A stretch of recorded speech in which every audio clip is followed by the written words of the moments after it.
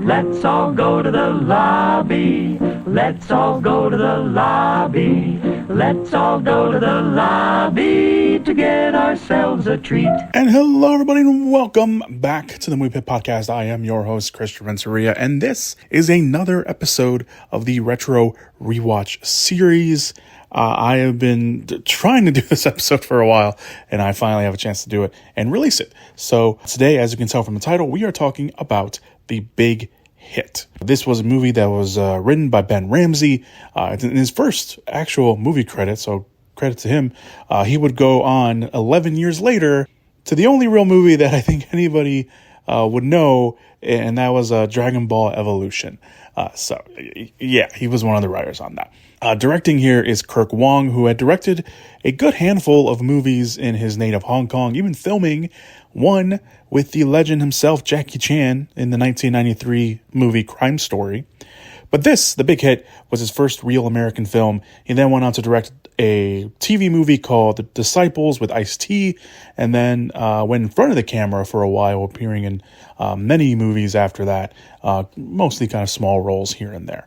But directing wise, I think he kind of stopped directing a little bit and kind of took more of the in front camera role. This is of course, movie from the 90s, and like most 90s action movies, there were cuts to the budget. We've talked about that multiple times. We talked about Bad Boys when we did the May Bay series. Cuts to the budget, cuts to the film schedule as well, and most of that resulted in the backstory to our main character, played by Mark Wahlberg in the movie. Speaking of Wahlberg, he wasn't the original choice for our lead character, whose name is Melvin Smiley. Martin Lawrence and Jason Scott Lee were either looked at or considered for the lead role. And you need an idea on what they were doing at that time. Lawrence was still doing his show, Martin, of course.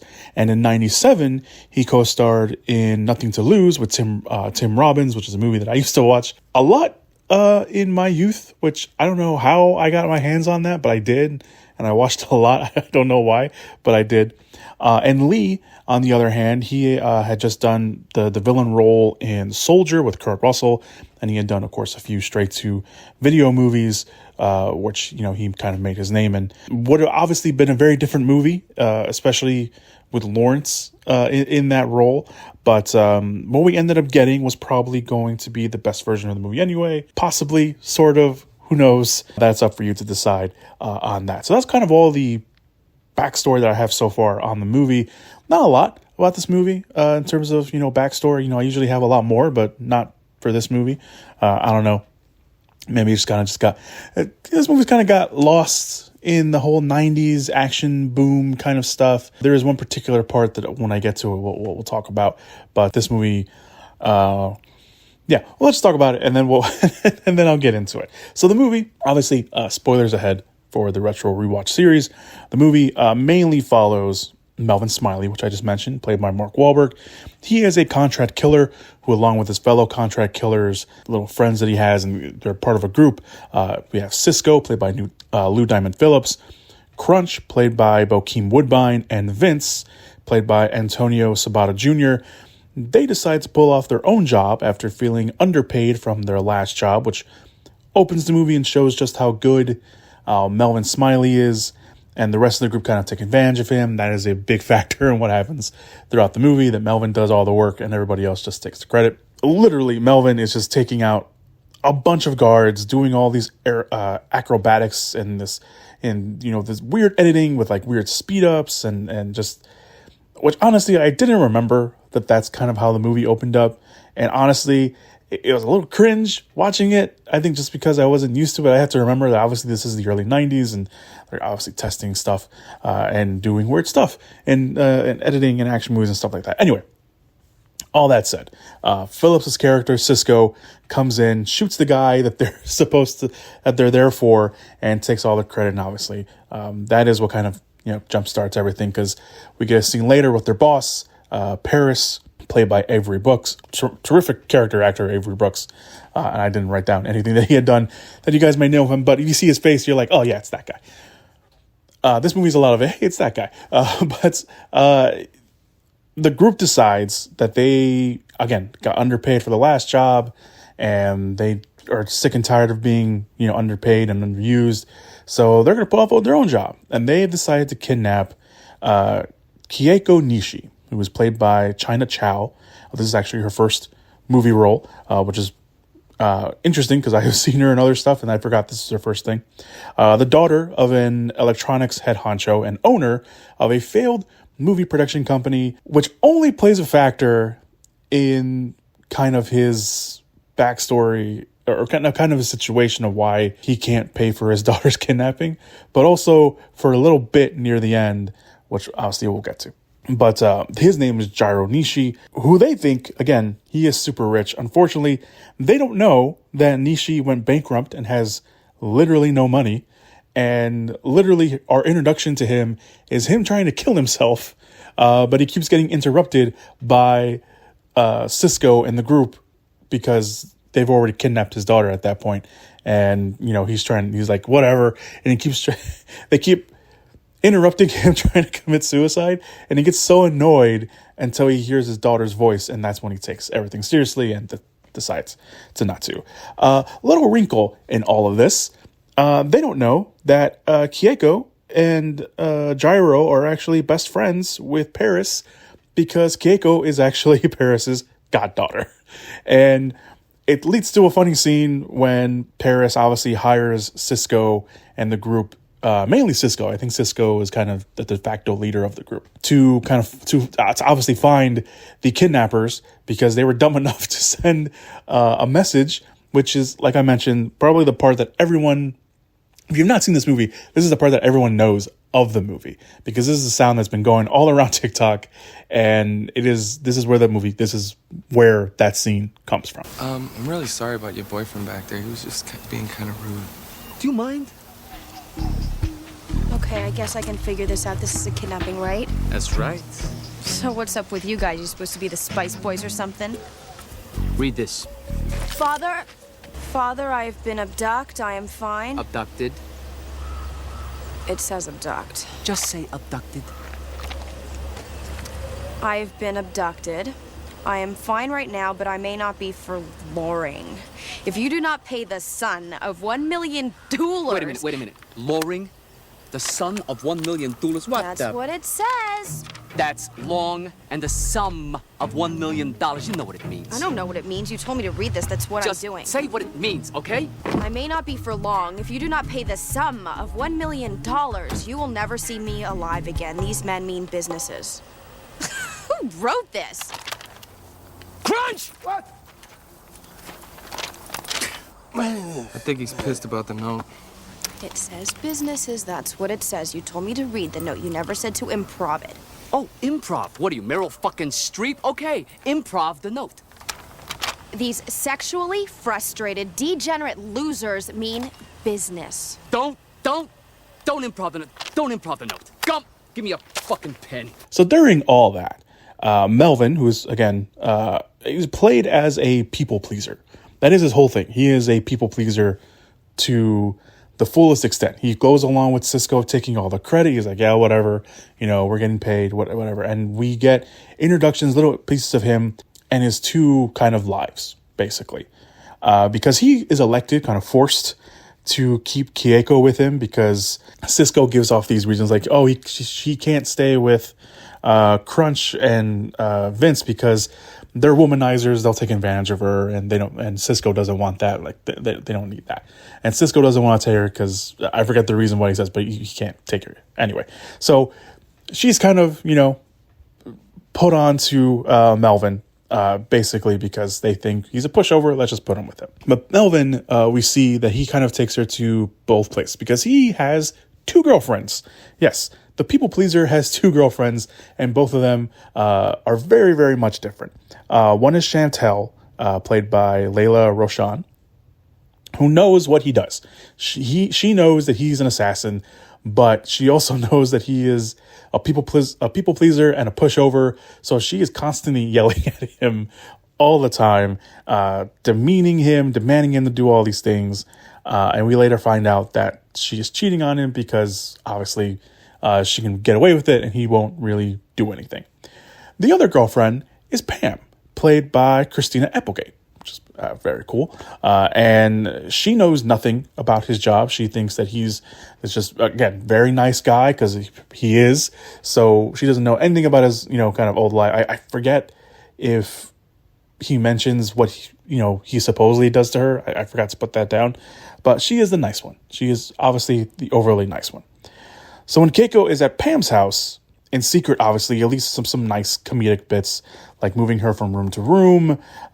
Melvin finally takes, and the other thing is that Melvin has a dead body for some reason.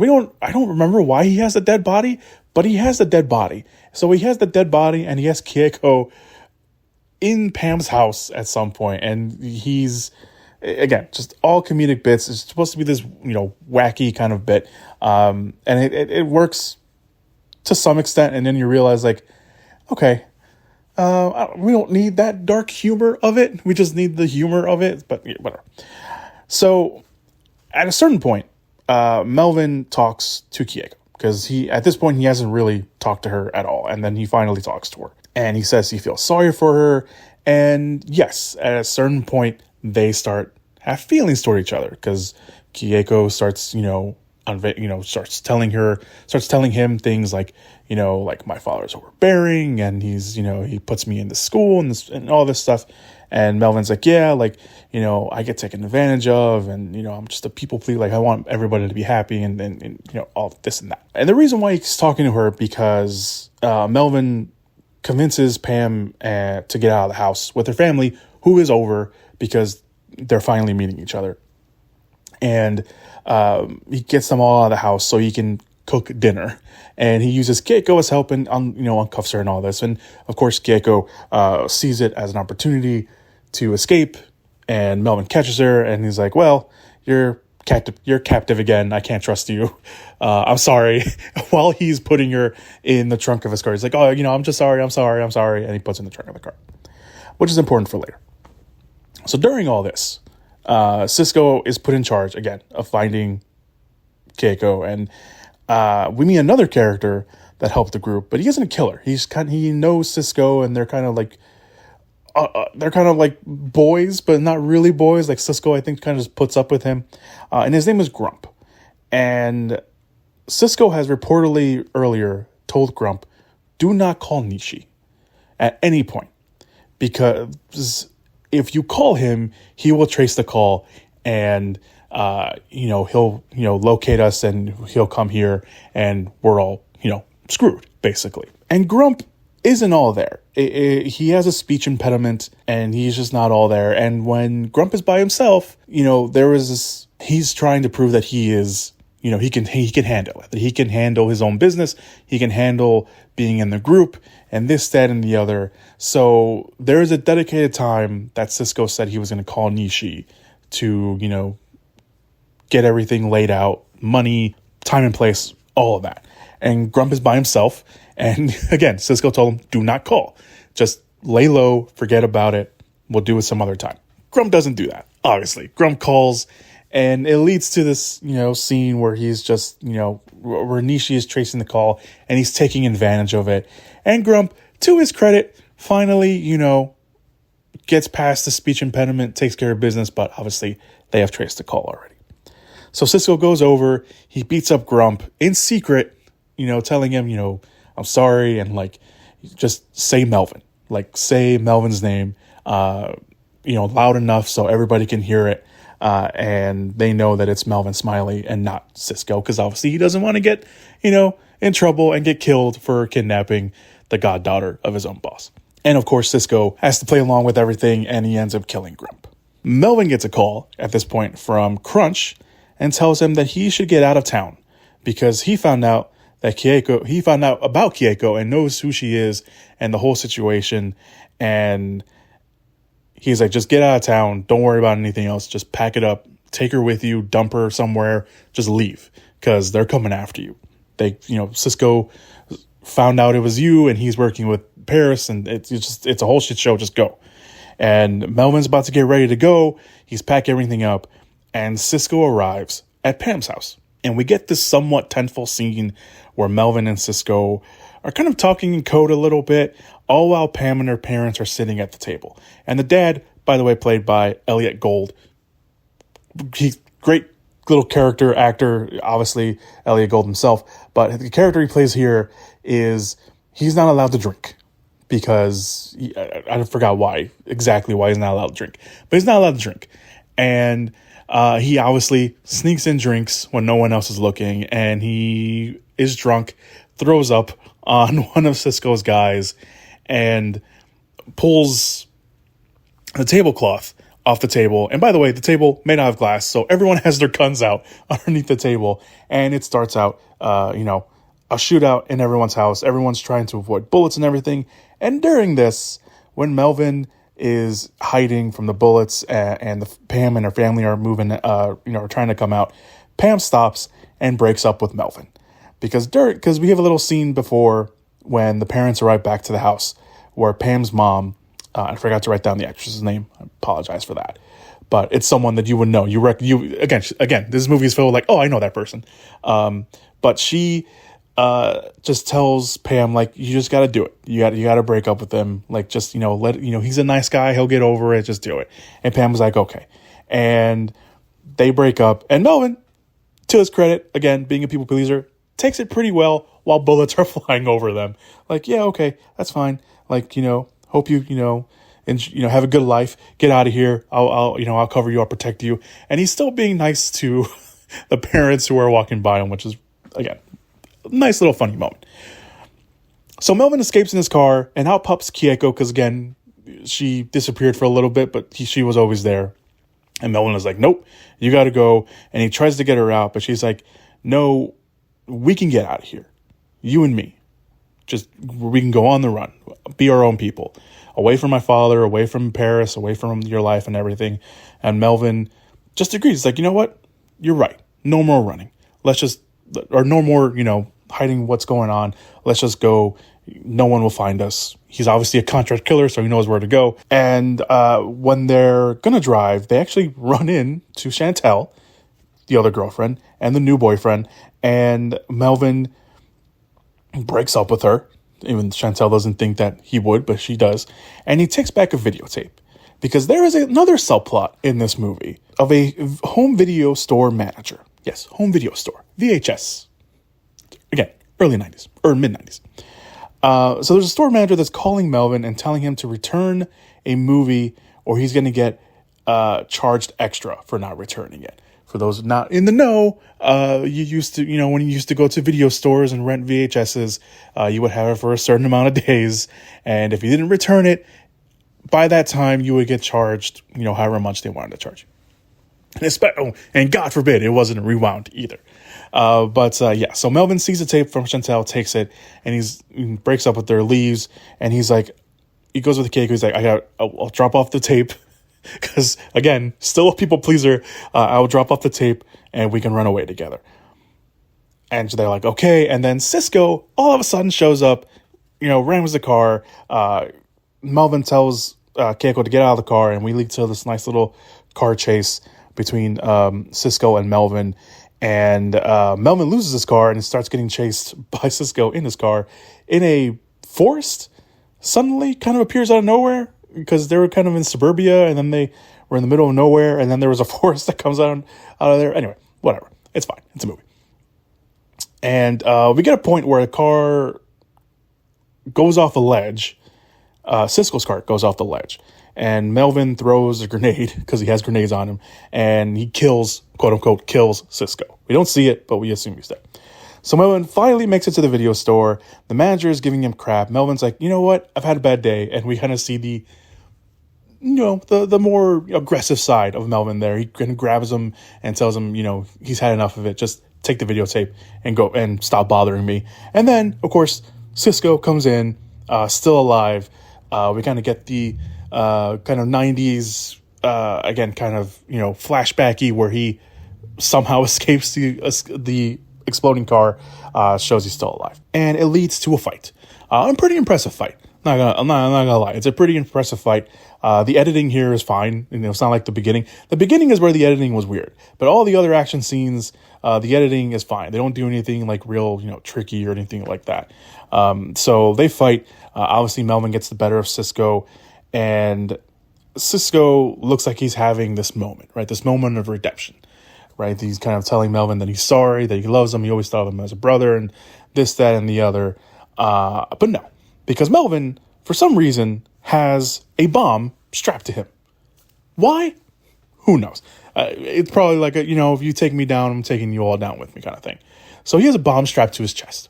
And Cisco sees it, obviously, and he activates it before he dies. And Melvin takes the bomb off himself. He runs outside because, he obviously has enough time to run out. But when he runs out, he sees Keiko, and he's like, okay, great, we're all going to get away together. Nope. Paris and Ishii pull up, and Paris is about to shoot Melvin, and Melvin goes back inside before, sharing one last glance with, Keiko. They go inside, and the video store blows up. Like, immediately blows up as soon as he goes inside. That's important because, again, movie logic, we'll get to it. But, it supposedly kills Melvin. So we cut to sometime later. Keiko is leaving school again, which, again, I will get to. I didn't mention that at the beginning. They kidnap her at her school. I will get to that because that is a point that has bothered me. It didn't bother me when I first watched this movie because I watched this movie a lot as a kid or I was younger. But it didn't bother me until now that she's leaving school. Again, okay, we'll get to that. So she's getting picked up, and surprise, it's Vince. Yes, Antonio Sabella Jr. He has like 3 minutes of screen time in this whole movie. And he's at the beginning, and he's at the end. He disappeared for some reason. I don't know. I don't know if he was doing anything at the time, and they just like, hey, like, you want to come on set for like a few days to film the movie? He's like, sure. I don't know what he was doing at the time. I forgot what he was doing at the time to look up what he was doing at the time. But he shows up again, and Keiko obviously, recognizes him, and then Melvin comes in to screen. He comes in to the limo, they share a kiss, and we get a flashback to the video store. Melvin, went in, and somehow, in the 2 seconds that he entered the video store and then the video store blows up, he managed to be saved by a giant gold stand that we saw beforehand. And anytime we cut back to the video store, we have seen it. This just so happens to be for a movie from Nishi's movie production company, his failed movie production company, and it just happened to save Melvin because it was made out of apparently solid gold, and it saved him. So anyway, Melvin and Keiko are on a boat, and I think it belongs to Cisco because Cisco has talked beforehand, had talked about a boat that he had, and Melvin and Keiko ride off on it, and we get the happy ending. That's the big hit. A very scatterbrained summary of the big hit. So, post-rewatch thoughts. I used to think this movie was solidly really good. It just was like I don't know why I got lost in time and all this. And then on rewatch, I forgot how cheesy this movie was. And maybe that's why I liked it. Maybe that's why I liked it so much. I don't know. But I forgot how cheesy it was. It's still fine. It's still... I joke around that the movie rewatch, I think I made this joke with the Marine rewatch, where this rewatch series is very much more or the second name for this rewatch series should be the dumb fun rewatch movies. Because all the movies that I've watched so far have been dumb. The Marine, dumb fun. A little bit more on the dumb side than fun. Death Race, not dumb fun. Death Race is definitely a Friday night, beer and pizza kind of movie. But now we have this, and this is very much more of a dumb fun movie. I'm in no way saying you shouldn't watch this movie anymore or that it's so bad. It's again, decent, dumb fun 90s action comedy that happens to be just a little bit more on the cheesier side, somewhat problematic now, and would have been worse if they went with their original idea, which also would have been a very different movie because originally Keiko was supposed to be much younger. An actual schoolgirl, because that was a thing, of course, at the time in the 90s where, it was a schoolgirl and, that's what it was. Obviously, times have changed. And then they decided against it, but they still kept the private schoolgirl gimmick. Even though she's, I'm assuming, a college student and goes to a college where you still have to wear a uniform. Or maybe I'm just too poor to realize that, there is a college out there where you have to wear a uniform. And this is just for reference, by the way. Wahlberg was 26 and Chow was 24 at the time of filming. And they ended up dating after the movie, if you care about that thing. But we're watching this. That point was very bothersome.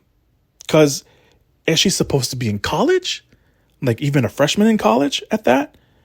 If you want to push it, or is she still supposed to be in high school and she's a high school senior, and Mark Wahlberg, a grown man, could have, probably still been at that point, if they were playing close to that age, would have been in his early 20s, mid 20s. That's still problematic. That's still a little icky to think about. A very blurry line that the movie in no way tells you how old they are. It's just supposed to be that. Like, I don't know. Like, it's icky to think about, especially knowing that the original thing was like, yeah, like she was supposed to be a schoolgirl, and he is supposed to be, I'm assuming, even if he was in early 20s, that's still, even for the 90s, that's still kind of like, come on, man, really? And now you think, like, just don't think about that when you watch the movie, because it will ruin the whole experience. But I thought about it when I was watching. I was like, wait a minute. Like, she's supposed to be in school. Like, no, like, that's just, no, I don't want to think about that. If you can forget about that and don't think about it too much and just watch the rest of the movie, you may enjoy it. But, yeah, that's not, that's, again, problematic at the very least. Moving on, the action, very stylized. Like I mentioned, they were trying to bring kind of that Hong Kong style a bit, especially at the beginning, and it kind of works, it kind of doesn't. I think it kind of got chopped up in the editing, and it's just kind of a little bit too much. But as the rest of the movie progresses, the action is pretty much kind of your standard way of looking at the action, which is great. Again, there's some tonal shifts here and there, because you got the action, and then you got a lot of the comedy tidbits, or what's supposed to be comedy tidbits. So there's a kind of a little bit of a tonal shift a little bit in that. So all in all, again, this is a my dumb fun action streak continues with the big hit after the Marine. It's a bit wobbly here, and again, if you just forget the whole problematic bits of the plot, even though it is a very central thing of the movie, I don't know, you can probably have fun with it. I mean, if you want to put it on and just like trash the movie, like, I'm not gonna sit here and be like, oh no, I'm gonna defend the big hit because it's a really good movie. It's like, I'm not gonna do that. Like, this is a problematic movie when you think about it. But is it still fun? Yes. Is it still quotable? Hell yeah, it's still quotable. I still talk about Trace Buster, which is something that me and my family always quote with each other. And then there's just a bunch of others, like nice little lines in there that you can always quote. And then of course the big one that everyone knows. Again, if you don't know the movie, you know the sound. This is where that scene comes from. So I probably won't be watching The Big Hit again for quite a while, but it's just it is one of those movies that I probably have some nostalgic glasses on for, because it is a movie that I watched a lot as a kid, when I was younger. So, and I hadn't rewatched it in a while, and I wanted to rewatch it, and I did, and I don't regret it, but I definitely question a lot more of it now that I'm older, and obviously my movie watching style and preferences have changed a little bit, but not too much. Let's admit, this rewatch series is going to show you just what my movie preferences are. But yeah, that's I don't know what else to say about that. So that's The Big Hit, everybody. Thank you for listening to this rewatch series. I'm going to keep up the rewatch series up for a little bit, and hopefully I get to release this finally this week. And I do, obviously Thanksgiving's coming up. I don't know what I'm going to do for the Thanksgiving week episode. I want to do something. I kind of always try to do a Q&A that week. So if you have any questions, I obviously put this on the social media pages and stuff. But if you have any questions, feel free to send them in on the social medias, whether they're just straight up tweets or DMs or whatever.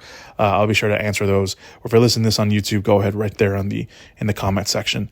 So yeah, that's it for The Big Hit. Did I convince you to watch The Big Hit? Did I just tell you, that I convince you to like never watch it? Let me know. Again, I'm still trying to figure out, what to do with these rewatch series and how to do it. It's a bit scatterbrained today. I'm a little bit scatterbrained in my life right now, so I apologize for that. But thank you guys so much for watching this week, or listening this week, rather.